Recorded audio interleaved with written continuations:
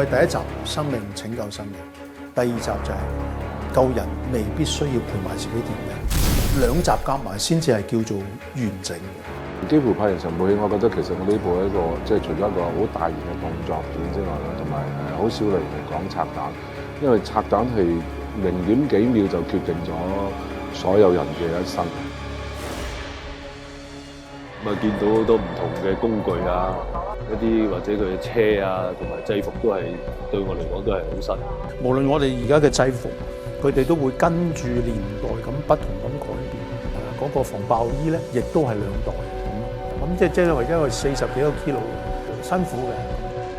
拍咗咁耐戲，即係一個新嘅經驗嚟嘅，因為基本上冇一場戲咧係可以一個景度拍晒嘅，咁咧就要好似砌積木咁樣砌埋埋，即係技術嘅挑戰啦，創作嘅挑戰啦。我覺得格局更大吧，牽扯的人物更為複雜一些，因為我演的反恐總督察嘛，會比第一部的那個女性角色要更具功能性一些。第一個 take 嘅時候，我係冇諗過佢唔係咁快咯，係咯，真係一嘢就咁樣。可以喺一班咁好戲嘅人身邊一齊做戲啦，好開心嘅事嚟嘅。玩炸彈玩到咁激咧，就第一次啦！好似一車炸彈咁推入嚟啦，同埋啲僱傭兵又大隻喎，哇！個氣勢好緊要，嗰個場面好震撼。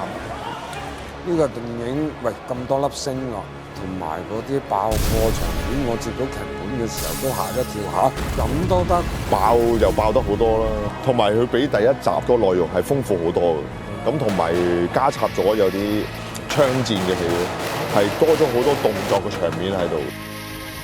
多咗咁多動作戲咧，而啲動作咧即係好似睇落去好簡單咁，原來睇到做到，原來做落去又真係咁辛苦。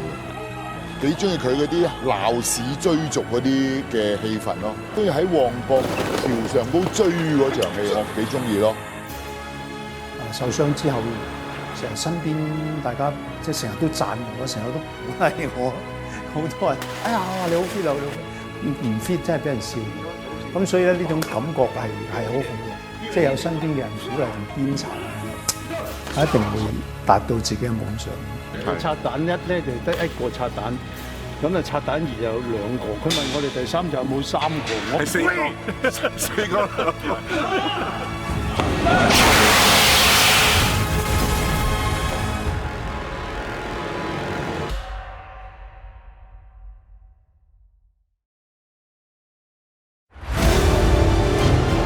我連我名我都唔記得，你可唔可以話俾我聽，我點解會喺度？輻射污染會將成個赤鱲角人工島變成廢墟，1萬1,000。